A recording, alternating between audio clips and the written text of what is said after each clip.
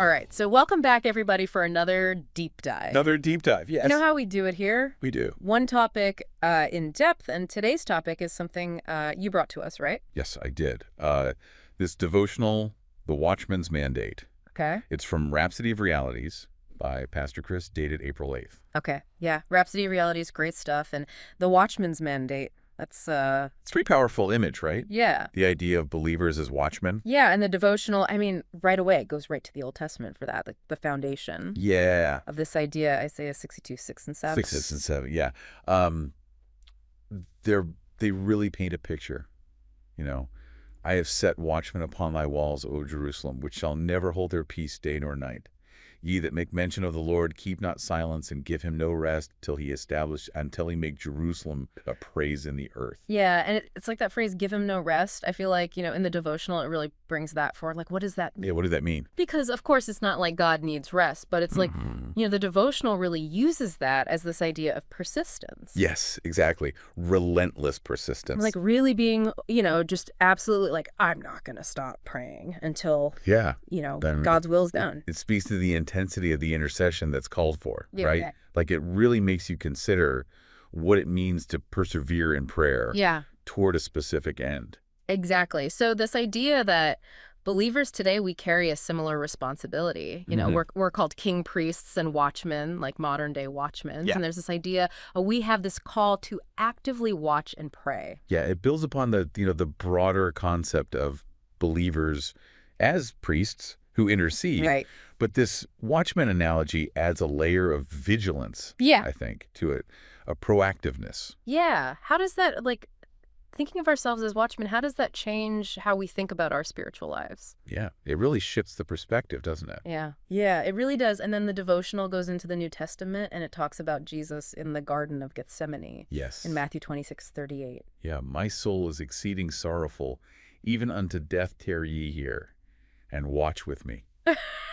Right, there's this raw emotion there, like a real plea. Yeah, he's about to go through something horrible, and he's asking his friends just to stay awake with him. Just to watch with him, yeah. But of course, we know the story. They fall asleep. They do. And when he comes back to them, there's this weight. Matthew 26:40 and 41. Could you not watch with me 1 hour? Yeah. Watch and pray that you enter not into temptation.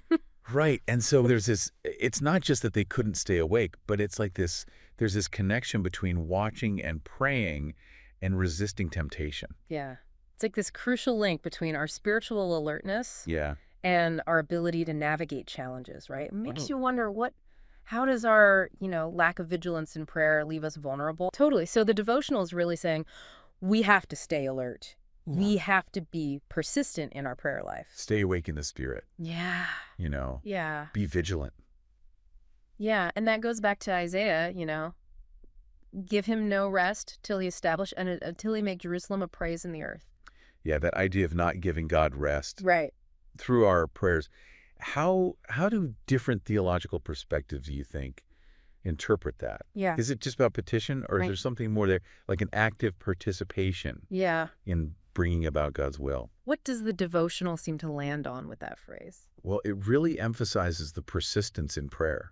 Okay. Like a fervent intercession that doesn't give up until God's glory is manifest, until the desired outcome is achieved. Yeah. There's like a partnership there, right? Yeah. Our prayers play a role in his establishing his purposes. Right. And then the devotional brings in Ezekiel. It's Ezekiel 3:17.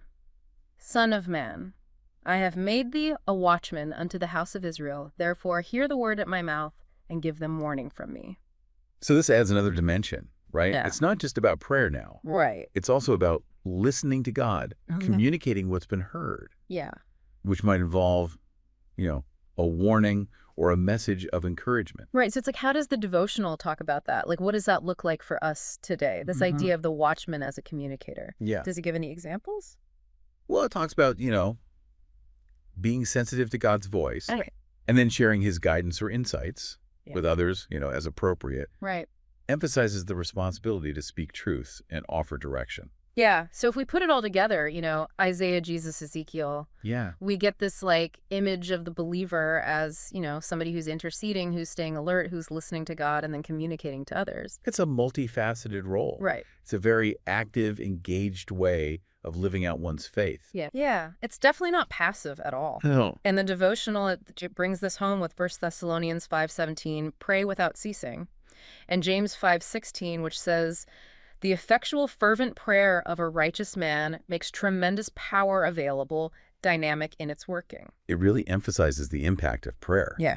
It's not just a ritual. Right. It's a dynamic force that can bring about real change. Right. And are we using that power? Right. Are we tapping into that potential? Yeah. And I think it's interesting how the devotional is taking these roles that, you think of as like a prophet or, some kind of leader and saying, no, it's for everybody. This applies to every believer. Yeah. Every believer is called to be this kind of watchman. Right. And, if you want more about this, the devotional mentions that you can find out more at their website. Yeah. www.rhapsodyrealities.org. RHAPSODYOFREALNTIES.org. So just to sum up what we've been talking about, the Watchman's Mandate presents this really powerful picture of believers as watchmen who are called to be persistent in prayer, fervent prayer, and spiritual vigilance. It's about actively engaging with God.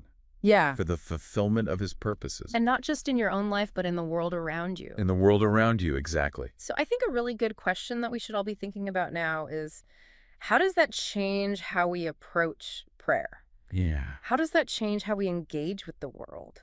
If you see yourself as a watchman, how does that shift your perspective? Yeah. What are you feeling called to watch over and intercede for?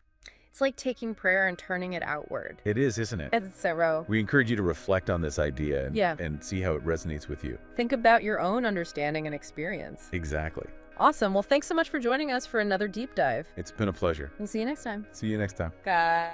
For more information on how you can grow spiritually using Rhapsody of Realities, please visit our website, www.rhapsodyofrealities.org, or you can also visit rin.rhapsodyofrealities.org/salvation. Thank you.